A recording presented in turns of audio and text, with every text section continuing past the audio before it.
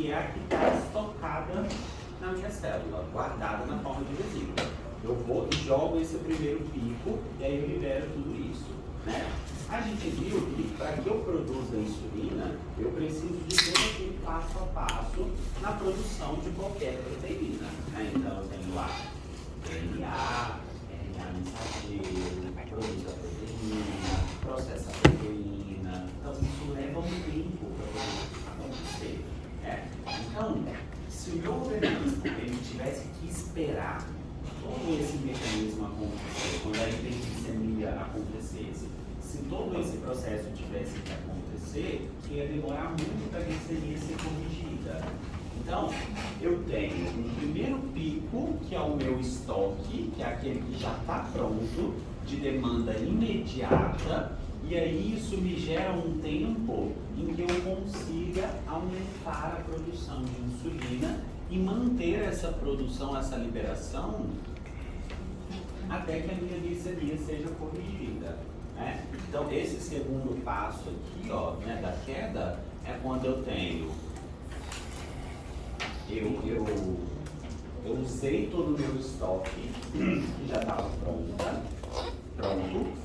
e aí eu vou começar aqui, né, vou continuar produzindo e manter essa liberação no pico até que ela vai cair quando a minha glicemia estiver normal. Você deu esse exemplo na aula de IH, foi? Você falou que tem uma parte que ele estimula tanto a produção quanto a liberação das células. Isso, exatamente. Só que a gente deu esse exemplo do GH aqui na hipófise, não foi? Então o GH ele tinha uma parte, né, uma via de sinalização que liberava imediatamente uma ação rápida do GH-RH e a gente tinha uma liberação, né, e eu ainda estimulava a síntese de novo GH. Aqui é a mesma ideia, né? Então eu libero o meu estoque imediato que está pronto e isso me dá um tempo hábil para eu estimular a produção de mais insulina para manter essa liberação até que a minha glicemia ela se normalize. A glicemia normalizou, o estímulo para a liberação de insulina ele é interrompido e aí eu paro a liberação de insulina. Tudo bem? Isso aqui é claro, né, pra gente, ó. Então, no jejum, olha como é que tá a minha concentração de insulina lá na veia porta. Essa é outra coisa importante, né? Não sei se vocês lembram desse caminho, mas o pâncreas, né, a circulação pancreática, ela converge para a veia porta, né? Então, toda essa insulina que foi liberada pelo pâncreas, ela tem uma primeira passagem no fígado, antes de chegar na circulação periférica como um todo, né? Lá no fígado, essa insulina já vai ter um monte de ação lá, né? Que a gente viu. Que inibir o processo de glicogenólise, enfim, todo aquele processo. Além disso, lá no fígado, a gente já metaboliza grande parte dessa insulina, né? Então, o que vai para a circulação periférica mesmo é bem menos do que foi liberado pelo pâncreas, justamente por essa passagem hepática, né? Eu já destruo ali grande parte dessa insulina e garanto que chega na circulação aquilo que realmente é necessário para poder controlar a nossa glicemia, tá? Ó, mecanismo de síntese, de liberação da insulina. Já foram apresentados esse mecanismo? Acho que a Jamile já mostrou para vocês, né? Mas lá em cima, ó, tudo começa com glicose aumentada, certo? Quando eu tenho alta glicemia, isso aqui é a minha célula beta-pancreática, né, que eu estou mostrando aqui. Assim que a glicose aumenta no sangue, ela vai chegar na célula beta e ela vai passar por um transportador. Quem é esse transportador aqui? Qual o GLUT? GLUT2, né? Uma vez que a glicose entra pelo GLUT2, o que acontece com ela? Assim que ela passa por meio intracelular, ela é fosforilada por uma enzima chamada glicoquinase. Para que serve essa fosforilação? Isso, para manter a glicose dentro da célula, para impedir que ela saia, certo? E também para manter um gradiente de entrada de glicose. glicose, né? Quando eu adiciono fosfato, eu faço com que a glicose mude. Ela não é só mais glicose, ela é glicose sem fosfato. Então a concentração de fora para dentro ainda continua no gradiente para que eu sempre tenha gradiente para a glicose conseguir entrar, né? Uma vez que a glicose entra, ela vai entrar na via glicolítica, vai sendo quebrada até eu formar piruvato. Piruvato vai enviar isso lá para o ciclo, né? Vai formar acetil-CoA, acetil-CoA vem para o ciclo de Krebs. Lá no ciclo de Krebs, depois a gente tem a cadeia de transporte de elétrons e eu vou começar a produzir ATP, né? Quanto mais glicose entra, então, mais eu estou produzindo ATP dentro dessa célula, certo? Aí eu tenho aqui, ó, um canal de potássio na membrana plasmática da célula beta, que é um canal de potássio que é sensível ao ATP. Então, qual que é a ideia desse canal de potássio? Quando as concentrações de ATP dentro da célula beta, elas estão baixas, esse canal de potássio está como? Aberto.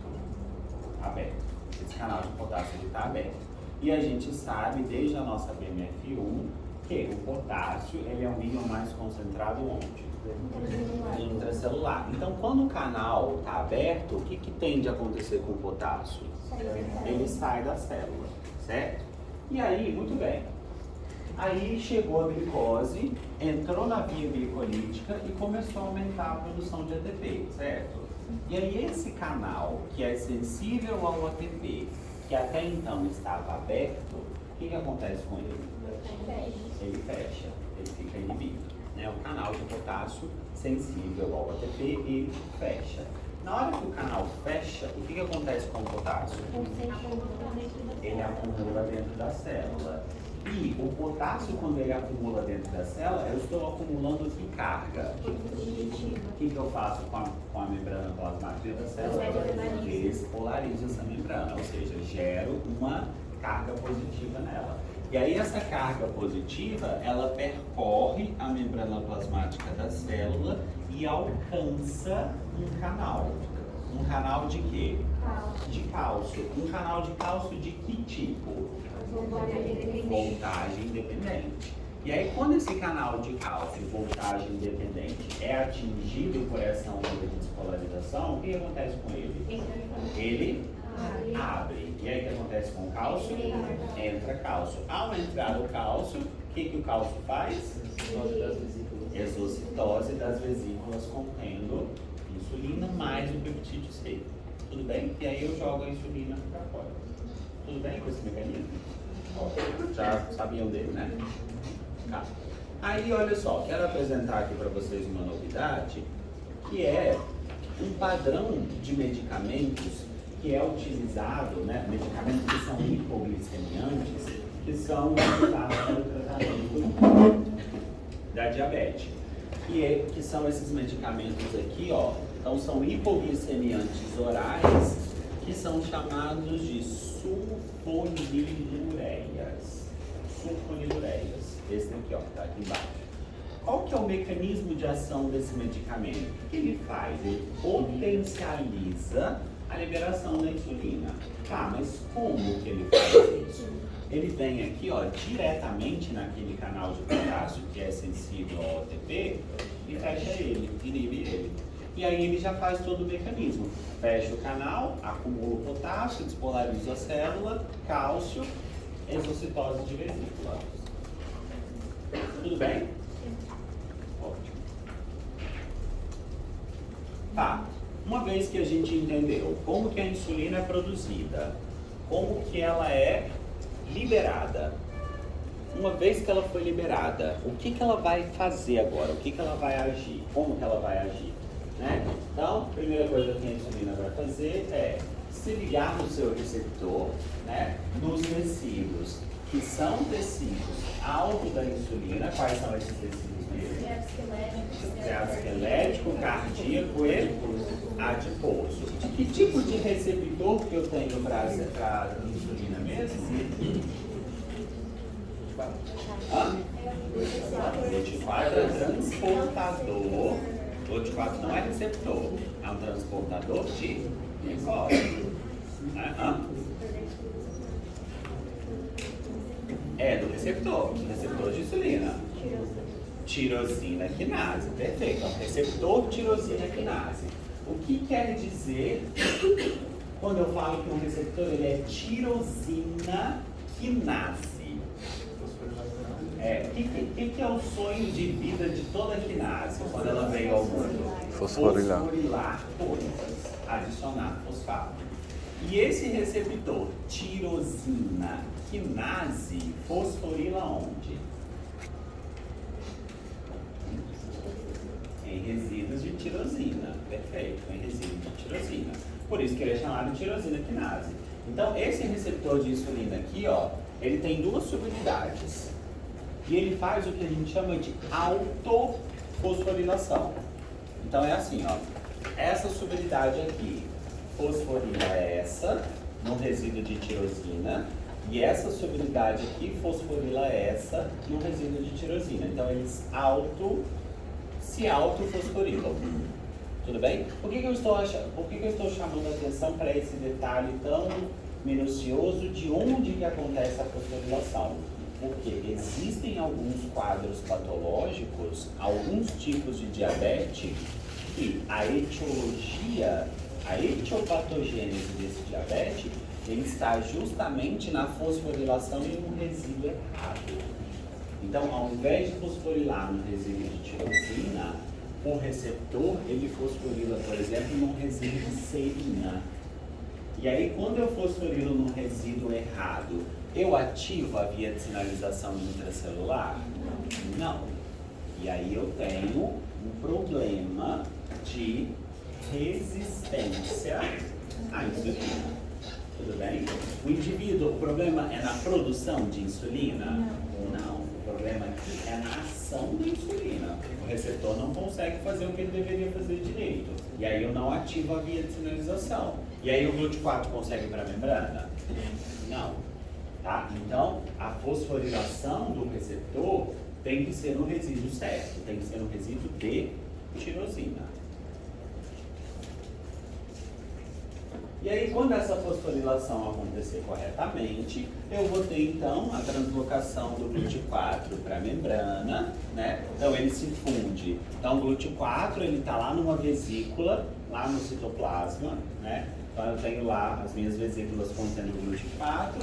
Essa vesícula vai se fundir com a membrana plasmática da célula no tecido alvo e eu vou ter consequentemente a absorção, né? Ou a captação de glicose do meio extracelular, e aí a minha glicemia diminui. Então, ó, o número de receptores de insulina disponíveis é modulado pelo exercício, dieta, pela própria insulina e por outros hormônios. O que vocês acham que o exercício faz com a quantidade de receptor de insulina? Aumenta, não é isso? Aumenta. Por quê? Porque nesse momento eu não preciso de mais substrato energético para poder produzir ATP. Então eu preciso de que a célula tenha mais receptor para poder conseguir fazer com que a insulina tenha mais ação naquele tecido, né? Dieta, obviamente. Por que a dieta, vocês acham que faria diferença? Ela faz saturação do canal, do transportador? Não. Vamos pensar assim, ó. A insulina, ela não ativa produção de proteína. Tudo bem? Para eu produzir proteína, qual que é a minha matéria-prima? Aminoácido, não é? Então, quando eu faço a ingestão de aminoácidos pela minha dieta, eu preciso que a insulina primeiro aumente a captação de aminoácido para que eu consiga usar esse aminoácido para produzir proteína. Então, o tipo, né, a minha dieta vai fazer com que a quantidade de receptores de insulina também aumente, né? Ó, a exposição crônica a níveis elevados de insulina né? Ou seja, há um estado que a gente chama de hiperinsulina, né? É um indivíduo hiperinsulinêmico.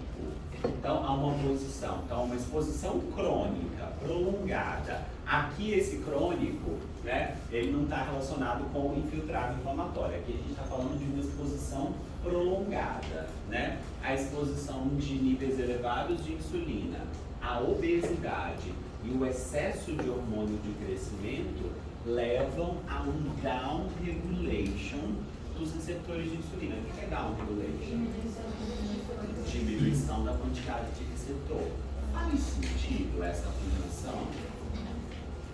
Né? Então, isso é um mecanismo que todo o meu sistema endócrino ele funciona desse jeito. Quando eu tenho muito de qualquer hormônio, né? Então, se eu pensar cortisol, T3, T4, GH, todos esses hormônios, quando eles estão em altas concentrações, o tecido-alvo que responde à ação desses hormônios, ele tende a diminuir a quantidade de receptor lá. E qual que é o objetivo desse down regulation? É um mecanismo de proteção, né? Então assim, para que eu evite uma ação deletéria daquele hormônio naquele tecido, né? Então vamos pensar um indivíduo lá com hipertireoidismo. A tireoide está trabalhando muito, produzindo muito T3 e T4. Esse T3 e T4 está lá caindo na circulação e vai agir, por exemplo, lá no coração, né? A gente viu que tem vários efeitos lá, aumento da frequência cardíaca, né? Faz todo lá uma injúria no tecido cardíaco. Qual que é a ideia? Lá, se eu fizer um corte, né, no indivíduo, pegar uma biópsia do músculo cardíaco e avaliar o padrão de expressão de receptor de hormônio tireoidiano lá, com certeza vai estar baixo. Por quê? Porque a célula está sendo bombardeada com excesso daquele hormônio. Então eu tendo a diminuir a expressão para que eu gere um mecanismo de proteção. Ah, mas então isso, por que gera problema então lá? Porque mesmo com uma baixa expressão de receptor, ainda tem muito hormônio agindo ali e isso acaba levando a esse efeito. Lembra que a gente falou? Homeostase. O meu organismo ele tenta trazer isso para a homeostase, só que ele não consegue. Por quê? Porque eu tenho muito hormônio agindo ali. Então é a mesma ideia da insulina. Quando eu tenho muita insulina, níveis elevados de insulina, qual que é a resposta do tecido-alvo? Diminuir a quantidade de receptor para ela, para que eu evite o efeito deletério daquele hormônio. A obesidade também vai diminuir, né? Porque o indivíduo ele já está com muita reação de construção de tecido adiposo, né, acontecendo, então não vamos precisar de mais reação anabólica, a gente diminui a quantidade de receptor, né?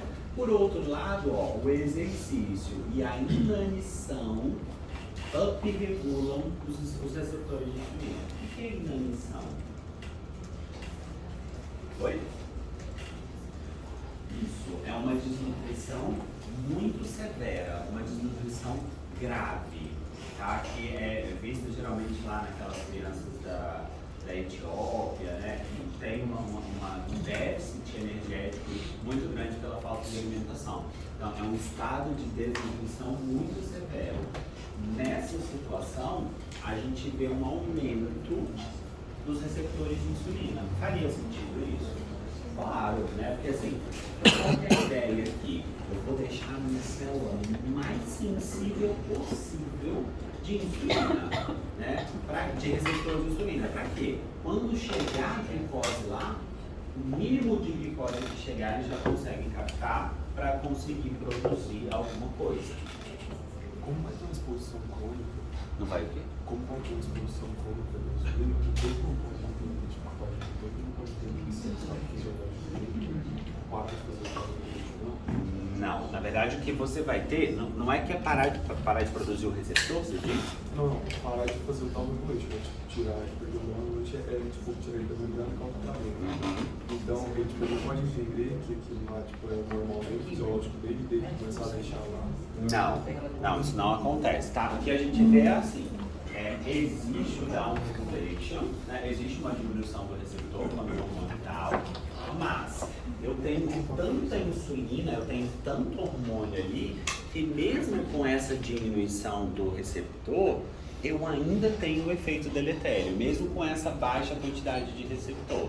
Tá? Então, não é que o upregulation, ele se acostuma e ele para de acontecer e eu aumento a expressão do receptor de novo. É que mesmo com o receptor baixo, a quantidade alta de insulina, mesmo com esse receptor baixo, ela ainda consegue causar um efeito. Tá? E aí isso tudo, né, melhora a responsividade insulina. Lembra dessa via? Então aqui, ó. Você tá quieto, Fabrício? Eu tava fazendo de tudo para tu não observar, Rafa. Eu tava mudando de... É porque aqui tá frio demais, você tá doido. Eu tava assim, ó. Devagarzinho, pra tu não observar. Ele vai embora? Ele vai embora? Essa via mostra pra gente, ó. Então aqui eu tenho a via de sinalização que vai fazer com que o glúteo 4 vá para a membrana. Tudo bem? Então, ó, eu preciso saber a via? Né? Não, obviamente não preciso saber a via. Mas o que é importante a gente saber? Que em qualquer passo dessa via, se eu tiver alguma coisa que desliga, que interfere com isso aqui, o que vai acontecer com a translocação do glúteo 4 para a membrana? Não vai acontecer. E é isso que todos aqueles hormônios que a gente falou nos blocos nas aulas anteriores, cortisol, GH, é neste ponto aqui, ó, que esses hormônios vão interferir e causar o que a gente chama de resistência à insulina. Né? Então o cortisol, ó, ele é um hormônio derivado do colesterol. Ele consegue atravessar facilmente essa membrana aqui, sem problema nenhum. Vem aqui, zoa essa proteína, por exemplo, a B3 quinase. Sem a B3 quinase, se eu paro aqui, ó, a KT não é fosforilada, sem a fosforilação da KT eu não consigo jogar o glúteo 4 para a membrana. Resistência à insulina. GH, mesma coisa, o GH ele já não consegue atravessar diretamente a membrana plasmática, mas ele tem o receptor aqui. Aí o GH se liga, ativa uma via de sinalização e a via de sinalização do GH, ela interfere, ela conversa com a via de sinalização do receptor de insulina. E aí para a sinalização, que a gente chama de cross de cruzado, cross-talk. Uma conversa cruzada, uma conversa entre as vias. E aí isso faz com que o glúteo 4 não consiga ir para a membrana. Oi? Inibe a B3 quinase. Aí a B3 quinase não consegue fosforilar a PPK1. Sem a PPK1 fosforilada, não consigo fosforilar a KT, por exemplo. Obrigado. Tem que estudar depois mesmo. Não, existe uma liberação cronológica desses hormônios. Então, a primeira ação que acontece é inibir a insulina. Isso já aumenta a glicemia. Só que aí vamos pensar no indivíduo que ele vai ficando em jejum, sei lá, estavam 6 horas de jejum. A inibição da insulina já deu conta de regular a glicemia. A gente está há 12 horas em jejum, por exemplo. Só isso aqui não dá conta. Eu preciso lançar a mão de um outro hormônio. Aí eu ativo noradrenalina. Noradrenalina vai lá, começa a fazer quebra e aumentar a glicemia. O cara continua em jejum, 24 horas sem comer.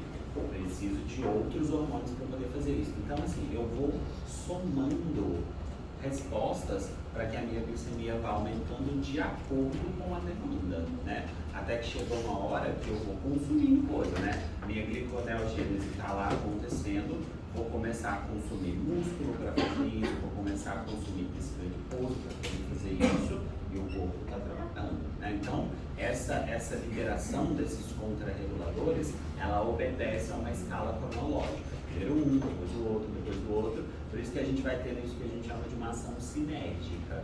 Né? As ações elas vão se somando e aí não é só um somatório de 1 mais 1. É cortisol mais glucagon, por exemplo, aumentando em 15 vezes a minha glicemia. Né? Então é uma ação que a gente fala que ela é sinérgica, ela potencializa esse aumento da glicemia.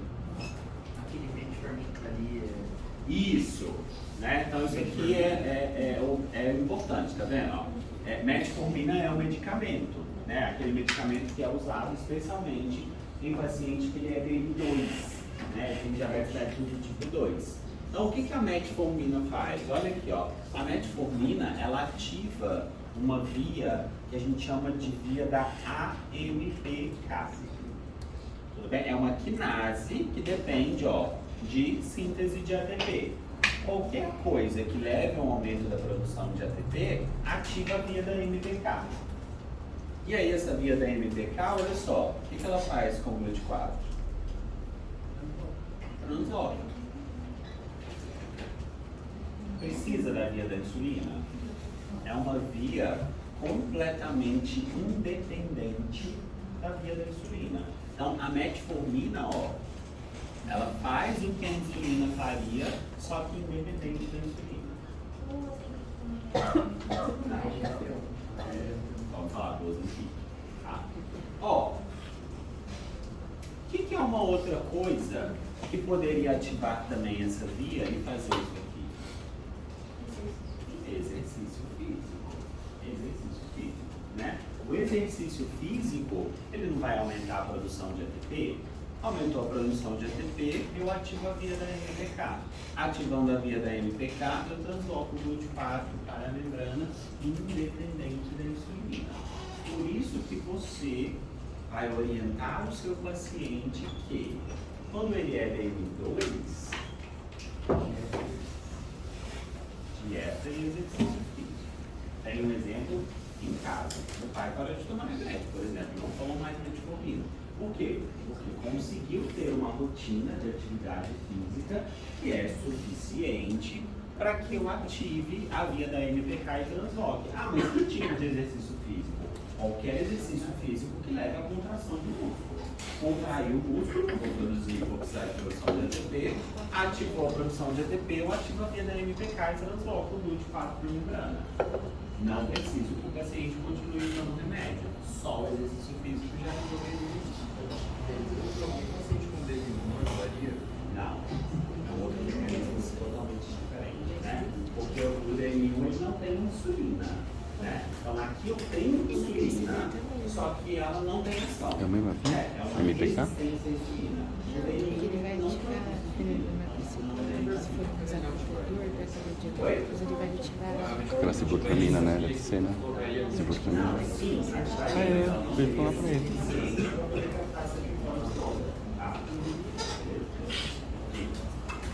qual é a diferença do paciente então entre Acho que a sibutramina é usada de cálcios, né? Tipo assim. Meu, sabe aqueles desacopladores da cadeia de elétrons? Desacoplador da cadeia de elétrons que o pessoal usa? FAD. Sabe, tem gente que toma aqueles emagrecedores. Sibutramina, essas coisas. Ativa Sibutramina também. mexe essas vias também? Sibutramina? Não. Não? É gordura, né? Não. Metabolismo de Mas gordura. você fala o quê? De Ozempic, Victosa, É isso? que eu lembro que na BCM falaram pra gente de um emagrecedor que o pessoal tomava, que ele é a base de alguma substância que desacopla a cadeia de elétrons. E aí, tipo, eu não sei se ativa essa via, porque parece que acelerava o processo da cadeia de elétrons causava até hiperaquecimento. Depois você vai achar pra eu te mostro. Tá, beleza.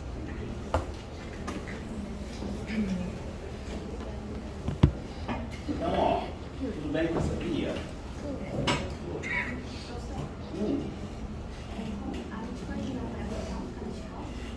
Oi? Não, é outra via. Depois você altera o cálcio. A metformina altera o cálcio. É outra via, né? Porque uma via ele é outra. Falando, isso aqui tá mostrando pra gente, ó, isso aqui é no tecido alvo, não é na célula beta. aquilo lá que a gente mostrou é na célula beta. Isso aqui a gente está vendo, por exemplo, ó, é lá no tecido adiposo ou no músculo estriado cardíaco. É onde a insulina age. Age para quê? Para captar glicose. É porque tinha alguém que muitos nós também inibir a absorção de vitamina B12 por conta do prejuízo do canal de cálcio. Mas aonde que o canal de cálcio?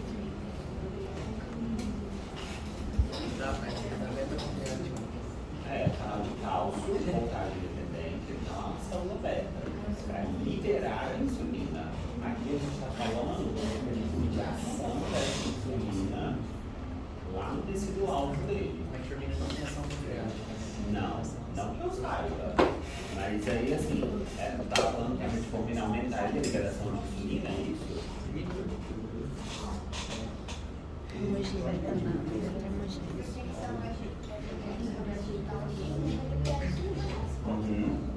E aí a ideia é que é. A ideia é que ela não Mas isso não faria Não, tipo, eu acho que o paciente com uso crônico de metformina ao longo do tempo do cálcio, não necessariamente. A pergunta da mililitros. Pergunta da mililitros. Aí não libera isso. Então, não, mas entendo, mas é tipo um efeito colateral da metformina. Ninguém falou isso pra você. Qual lugar? Aí você mostra essa diferença. Ação da insulina. O que a insulina vai fazer? Bom, isso a gente já viu, né? Então vai estimular a formação do glicogênio, formação de lipídio, síntese de proteína e inibir as reações de quebra de catabólicos. Né? Uma outra coisa que a insulina faz, olha que interessante, ela mexe com a atividade da bomba de sódio e potássio, ativando a bomba de sódio e potássio, ou seja, fazendo com que o sódio vá para dentro e o potássio saia. Ou seja, em um paciente que ele tem diminuição da liberação de insulina, o que acontece com a atividade da bomba? Diminui. E aí eu tendo a fazer o quê? Hein, gente? Eu tendo a fazer o quê? Hipercalemia. Por quê? Porque eu vou parar, consequentemente, de jogar o potássio lá para dentro através da bomba. Não é isso? O potássio não fica sendo jogado lá para dentro? Sem a bomba ativa, porque eu não tenho tanta insulina assim, eu aumento a minha concentração de potássio sérica. Que tipo de distúrbio ácido base eu posso desenvolver com isso aqui?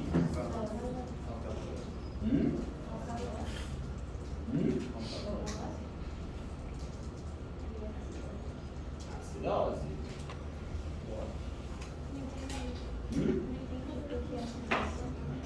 Aumento de potássio. Que é carga positiva. Não, por aquele mecanismo renal lá.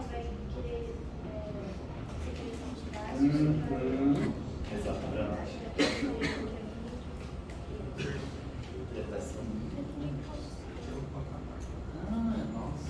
A acidose altera o potássio e o potássio mexe na acidose, das duas formas. Tá? Ó, então o que a insulina faz com o processo de glicogenólise? Forma do glicogênio. Inibe, né? De gliconeogênese, de glicólise, de proteólise, inibe também. Em todos esses processos, quando a insulina está em altas concentrações, eles estão inibidos. Como que acontece o processo de glicogênese? Só para a gente entender. Então, glicogênese, eu vou formar isso no fígado e no músculo, né? E a glicólise é a quebra do... Só para a gente entender uma coisa. Ó, então aqui, todo esse processo, né? Então quando a glicose entra na célula e ela é fosforilada, ela pode seguir dois caminhos, tá? Um de virar o ATP e o outro de ser compactada numa molécula de glicogênio. Tudo bem? Isso. E aí eu vou ter essa diferença, né, por uma série de reações, que obviamente não preciso saber, a BCM já discutiu isso para vocês, dessas enzimas. Então ela vai entrar na via e essa glicose 1-fosfato vira UDP-glicose. Essa UDP-glicose, ela sofre a ação de uma enzima chamada glicogênio sintase. E essa glicogênio sintase acopla mais essa molécula de glicose neste ramo do meu glicogênio, da minha cadeia principal de glicogênio, e eu vou construindo assim o meu glicogênio. Tudo bem? Ó, a glicogênio sintase, então, é uma enzima que participa no processo de síntese do glicogênio. E eu tenho uma outra enzima aqui, que é a chamada glicogênio fosforilase. Ela vai fazer o processo contrário, de glicogenólise. Tudo bem? Para que essas enzimas elas funcionem, elas precisam estar o quê? Como que elas se ativam? Ou como que elas se unem? A outra turma sabia isso. Cadê?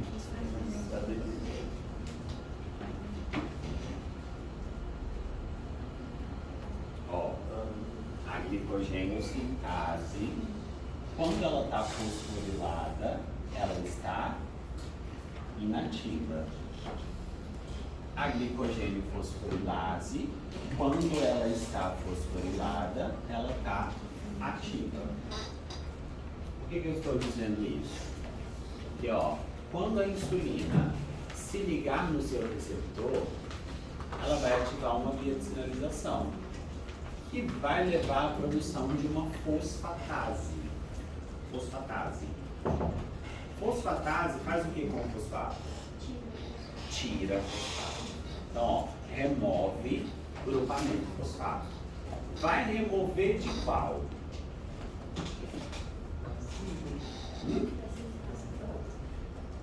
Fosfatase vai remover de qualquer lugar onde o fosfato está. Então vai remover das duas, certo? Só que, ó, se eu removo o fosfato da glicogênio sintase, ela se ativa. E aí eu faço síntese do glicogênio. Agora, se eu remover fosfato da glicogênio fosforilase, o que eu faço com ela? Eu inativo, inativando o processo de glicogenólise. É assim que a insulina consegue fazer as duas coisas. Uma enzima, ela ativa, e outra enzima, ela inibe, pelo mesmo processo, removendo o grupamento fosfato. Tudo bem? Glicogênese, glucagon. Mesma coisa, um hormônio proteico, que ativa uma via de sinalização aqui, ó. É a via de sinalização do glucagon, ela é mais fácil da gente entender, porque é uma via mais conhecida, ó. Ativa adenilato ciclase converte ATP em AMP cíclico, ativa a PKA. A PKA vai fosforilar um monte de coisa que vai fazer com que eu tenha o quê, ó? Diminuição da quebra de glicose, né, da glicólise, diminuição do processo de gliconeogênese e aumento de glicogênese, desculpa, e aumento na produção do gliconeogênese. Então, ó, existem duas vias responsáveis pela manutenção da glicemia durante períodos de jejum, né? A glicogenólise, quebra do glicogênio, e a gliconeogênese. Vamos começar falando um pouquinho da glicogenólise, só relembrar que vocês já viram isso na BCM, né? Então o indivíduo está lá, correndo a sua maratoninha, utilizou seus estoques de glicogênio, começou a depletar e a glicemia dele caiu para menos de 76. Ou seja, está entrando num quadro de hipoglicemia, certo? Quem vai detectar isso?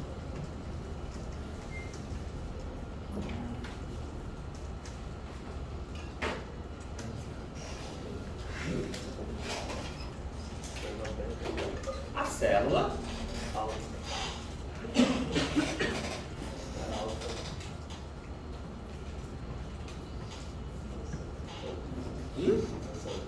isso, a célula do pâncreas. O pâncreas detecta isso. E aí ele vai fazer o quê? Liberar glucagon e não secretar insulina, inibir a insulina. Perfeito. As duas respostas acontecem nesse momento.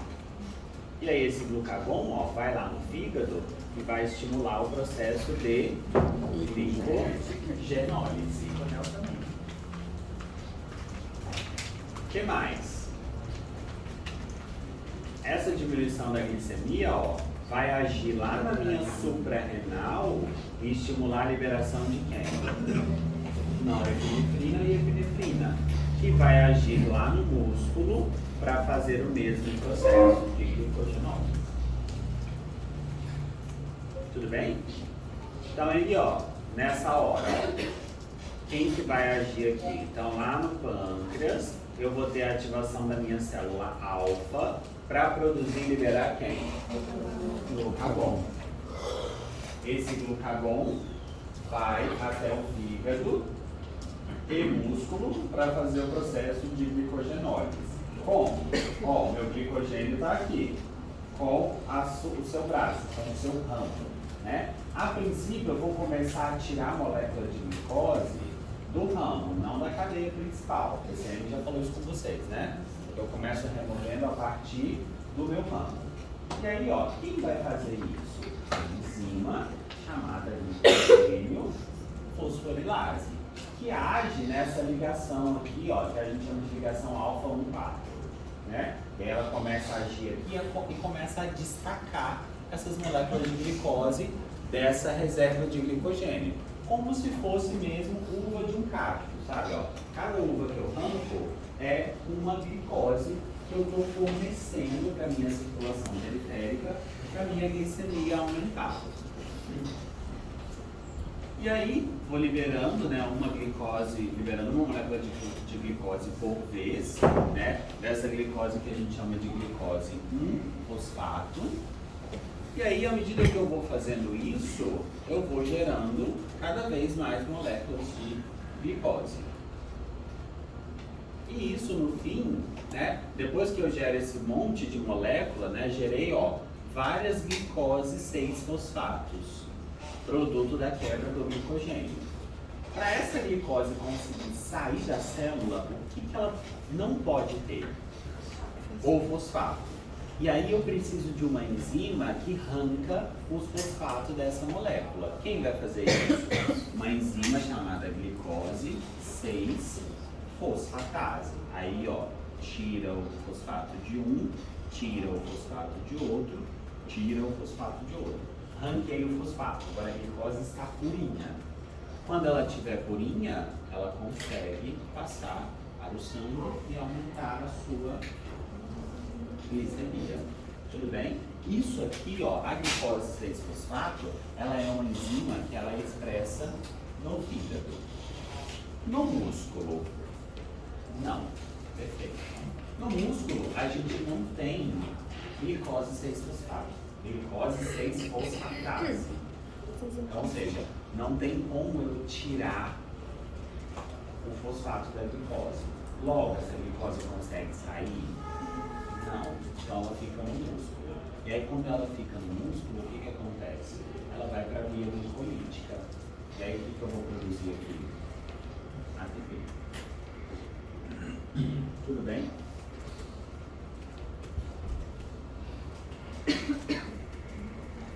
E aí, ó, o que o glucagon vai fazer? Exatamente o contrário que a insulina fez, né? Então, ó, o glucagon, ele vai se ligar no seu receptor, ativar uma via de sinalização, que aumenta a pKa. A pKa vai fazer o contrário da fosfatase. ela vai fosforilar, né? Ao fosforilar a glicogênio fosforilase, ela ativa essa enzima e ativa a quebra do glicogênio em glicogenólise, né? No processo de glicogenólise. Já quando ela fosforila a glicogênio sintase, ela inativa essa enzima, levando à inativação da síntese de glicogênio. Tudo bem?